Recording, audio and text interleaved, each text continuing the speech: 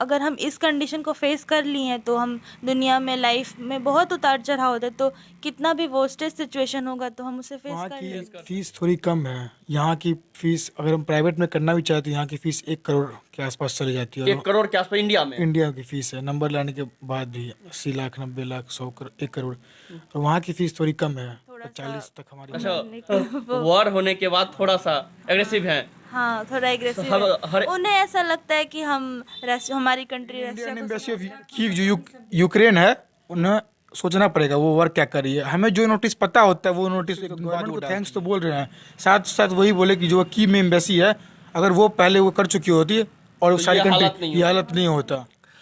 नमस्कार, मैं हूं रिंकेश कुमार और आप देख रहे हैं एसएम न्यूज लाइव। मैं अभी सुपौल में हूं। जैसा कि आप देख रहे हैं, लगातार मैं यूक्रेन से लौटे छात्र का इंटरव्यू कर रहा हूं। आपको बताने की कोशिश कर रहा हूं कि कैसे आए, क्या दिक्कतों का सामना करना पड़ा उन लोगों को, ये सारी चीजें मैं आपको बार बार दिखा रहा हूं। अभी मेरे साथ में 2 छात्र मौजूद हैं, उनके फैमिली हैं और मैं यहाँ आया हुआ हूँ। मेरा मकसद है आप लोगों को आज बताऊं कि लोग, ये बच्चे जो हैं, यूक्रेन क्यों जाते हैं, क्यों वहाँ पढ़ाई, क्या सस्ती है पढ़ाई या पढ़ाई अच्छी होती है, क्या रीजन है, इस पे मैं ज़्यादा फोकस करूंगा और मैं जानूंगा कि क्या दिक्कतें भी आई।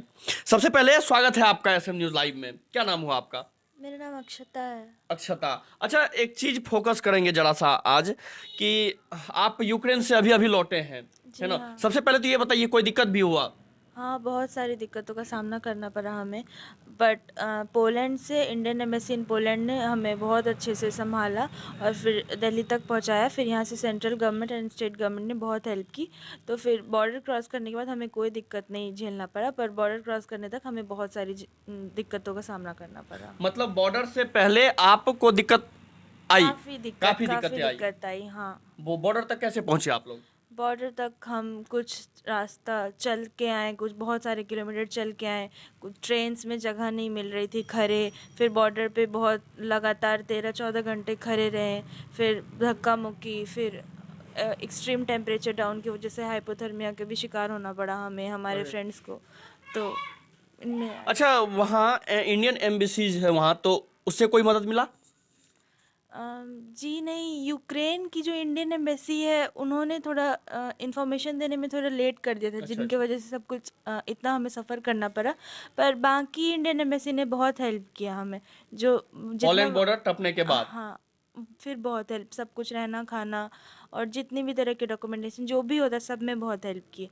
हाँ, पर बॉर्डर अच्छा, क्रॉस करने रुपए रुपए रुपए भी लगा आने में? नहीं, कोई रुपए रुक नहीं लगा, कोई रुपए नहीं। नहीं। इंडियन गवर्नमेंट की तरफ से दिया गया टोटल? हाँ हाँ, सब। अच्छा, क्या नाम हुआ आपका? अरुज। अरुज। अच्छा अरुज जी, जरा सा हमें बताइएगा, इन्होंने बताया अभी क्या दिक्कतें आई, साथ में आप दोनों थे, है ना?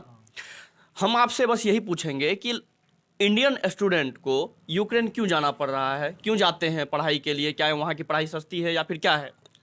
जी देखिए, 2 तरह के लोग होते हैं। एक होते हैं मतलब जो काम करना चाहते हैं और चाहते हैं कुछ अपने संकल्प से करें। ठीक। तो बच्चे एग्ज़ाम देते हैं, बहुत टफ कंपटीशन है, सीट्स बहुत कम है मेडिकल्स की। तो जो बच्चे बनना चाहते हैं, कुछ वजह से, कुछ नंबरों से वो नहीं कर पाते हैं, बट उन्हें बनना ही होता है, अपना सपना पूरा अपना करना सपना होता है। है तो हमको बनना तो है। पूरा करना होता है, तो वहाँ की फ़ीस थोड़ी कम है। यहाँ की फ़ीस अगर हम प्राइवेट में करना भी चाहें तो यहाँ की फ़ीस 1 करोड़ के आसपास चली जाती है। 1 करोड़ के आसपास इंडिया में? इंडिया की फ़ीस है, नंबर लाने के बाद भी 80 लाख, 90 लाख, 100 करोड़, 1 करोड़। और वहाँ की फ़ीस थोड़ी कम है, 40 तक हमारी हो जाती है। 40-50 तक हो हाँ, जाती है पूरी? हो जाती है। तो इसलिए बच्चे जाते हैं वहाँ पे एमबीबीएस करने के लिए। अच्छा, पढ़ाई की अगर बात करें तो पढ़ाई में कितना कंपेयर करेंगे आप? क्या क्या है, पढ़ाई अच्छी है वहाँ की या फिर क्या है, प्रैक्टिकल अच्छा होता है, क्या होता? नहीं, पढ़ाई तो सेम है, पढ़ाई तो हमें खुद से ही करना पड़ता है, बट प्रैक्टिकल में इंडिया थोड़ी अच्छी है। वहाँ पे थोड़ा प्रैक्टिकल हमें इंडिया की प्रैक्टिकल थोड़ी अच्छी है वहाँ से। अच्छा, इंडिया में ज़्यादा अच्छे से प्रैक्टिकल प्रैक्टिकल, अच्छी है, हाँ। वहाँ थ्योरी अच्छा है, थ्योरी ये कह अच्छा सकते है, हैं? हाँ। वहाँ थ्योरेटिकल अच्छे से पढ़ाई होती है? हाँ। जी। पर जो लोग अगर डिटरमाइंड रहेंगे तो उन्हें है कि उन्हें करना है, किसी भी हालत में करना है, क्योंकि जो अब जो पैटर्न चेंज हुआ है, क्योंकि एक नेक्स्ट करके एक एग्ज़ाम है, exit test, national exit test. तो वो जो बच्चे वहाँ हैं, चाहे जो बच्चे यहाँ हैं, अगर वो MBBS कर रहे हैं, यहाँ से करे, इंडिया से करे, फॉरेन किसी भी जगह से करे, तो उन्हें पीजी के लिए, पीजी की सीट ग्रैब करने के लिए उनको वो एग्ज़ाम देना ही पड़ेगा। अच्छा, इंडिया से पास आउट हुए हैं आप या फिर वहाँ से? हाँ, कहीं से भी आप पास आउट हो तो आपको वो एग्ज़ाम देना ही पड़ेगा। लेकिन अगर आप डिटरमाइंड है कि आपको करना है, हाँ ऑब्वियस सी बात है, जितनी अच्छी यहाँ होगी, जितना अच्छा पेशेंट फ्लो यहाँ है, पॉपुलेशन वाइज हर चीज़ उतनी अच्छी तो नहीं होगी ना। प्रैक्टिकल्स की बात कर रही हूँ मैं। बट हाँ, अगर आप डिटरमाइंड है, अगर आपको करना है तो फोकस्ड हो के आप अगर अच्छे से पढ़ रहे हैं तो फिर आपको एग्ज़ाम निकालने में कोई ज़्यादा दिक्कत अच्छा, नहीं। पढ़ाई की क्या है, मतलब वहाँ पे इंग्लिश में पढ़ाई हो रही है या फिर यूक्रेन में वहाँ के लैंग्वेज में होता है कुछ? नहीं, पढ़ाई फुल्ली इंग्लिश मीडियम फुल्ली में। इंग्लिश। हाँ। अच्छा, यूक्रेन वो वहाँ का भी भाषा सीखना पड़ता है क्या? हाँ, ऑब्वियसली हमें वहाँ का भाषा, जिस कंट्री में हम रहते हैं, कल्चर के लिए से हम नॉर्मल शॉप पे जाएंगे, कुछ के लिए भी तो हमें थोड़ा बहुत तो आना चाहिए ना। सही। तो उसका हाँ, क्लास तो होता बस- है? हाँ, हमें उसके साथ लैंग्वेज में? की अलग से क्लास दी जाती है, बट जो मेन कोर्स होता है जिससे कि आप स्टडी पूरी इंग्लिश में होती है, फुल्ली इंग्लिश मीडियम। चलिए, अच्छी बात है। अच्छा, एक चीज़ और पूछना चाहेंगे, वहाँ जो स्टूडेंट जाते हैं तो जाने के बाद कुछ परेशानी भी होती है यूक्रेन के आम इंसान जो है वहाँ के, और इंडियन होना कुछ दिक्कत का भी सामना करना पड़ता है क्या?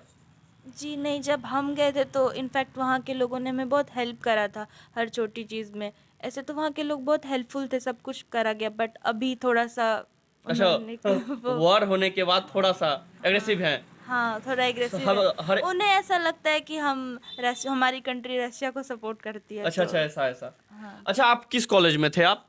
मैं VN कराजिना, खार्किव नेशनल मेडिकल। अच्छा, एक चीज़ पूछना चाहेंगे, बहुत छोटी उम्र है आप लोगों की, इस उम्र में जो आप टीवी में देखते थे, वार, लड़ाई, बम धमाका, ये टीवी में, फिल्म में देखते थे, अचानक आपको आंखों से देखना पड़ा, कैसा लगा, कैसा एक्सपीरियंस रहा? एक्सपीरियंस तो हर चीज़ का अच्छा ही होता है, और अगर बोला जाता है कि जो होता है अच्छे के लिए ही होता है, तो अगर हम इस कंडीशन को फेस कर लिए हैं, तो हम दुनिया में, लाइफ में बहुत उतार चढ़ाव होता है, तो कितना भी वर्स्टेस्ट सिचुएशन होगा तो हम उसे फेस कर फेस कर लेंगे। सकते हैं। चलिए, अच्छी बात है। आपको कैसा लगा, डर भी लग रहा था? डर तो लग रहा था बहुत। बहुत ज़्यादा डर लग रहा था। रेगुलर कांटेक्ट में थे फैमिली के? रेगुलर कंडक्ट में कहीं बम गिर जाता था ना, बस हमारे ऊपर नहीं गिरा, नहीं तो कहीं भी गिर रहा था बम। आप जिस कॉलेज में थे वहाँ भी कुछ हुआ? हाँ, कॉलेज की पूरी बिल्डिंग उड़ गई। हमारे बगल वाले जो कॉलेज की बिल्डिंग थी, जहाँ हम ब्रेक में लंच करने जाते थे, खत्म हो गया। पूरा खत्म हो गया? हाँ, उसके उसके इम्पैक्ट से हमारा यूनिवर्सिटी का सामने का सब कुछ मतलब टूट गया।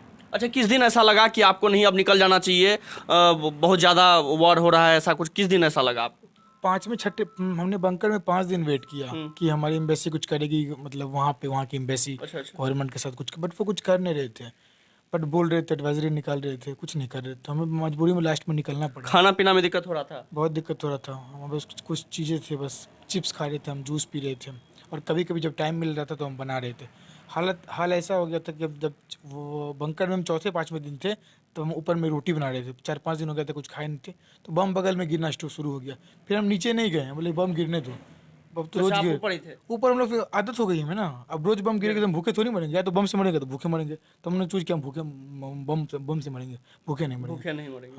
तो रोटी बना रहे, बम गिर रहा है, तो वो नॉर्मल आदत हो गई थी, रजिस्ट हो गए थे हम। अच्छा, वहाँ कहा जा रहा था कि यूक्रेन के जो प्रशासन थे, वो सिखाया भी जा रहा था कि आप जो आम लोग हैं उनको, कि आप लड़ सकते हैं, कैसे रशिया के फोर्स से लड़ सकते हैं, ये सिखाया जा रहा था क्या? हाँ, हमारे यूक्रेन के प्रेसिडेंट है वोलोदिमीर जेलेंस्की, उन्होंने मैसेज दिया था, जो भी वहाँ के नागरिक है जो लड़ना चाहते हैं, वो उन्हें आर्म्स प्रोवाइड करेंगे। अच्छा, आप प्रोवाइड कर भी रही थी क्या? कर भी रही थी, वीडियोज भी है मेरे, हमारे पास आर्म्स प्रोवाइड हुई है। जो आम नागरिक वहाँ लड़ना चाहते हैं, उन्हें गोली बारूद सबसे दिया गया, और वो लड़े भी और शहीद भी हुए अपने देश के लिए, आम नागरिक।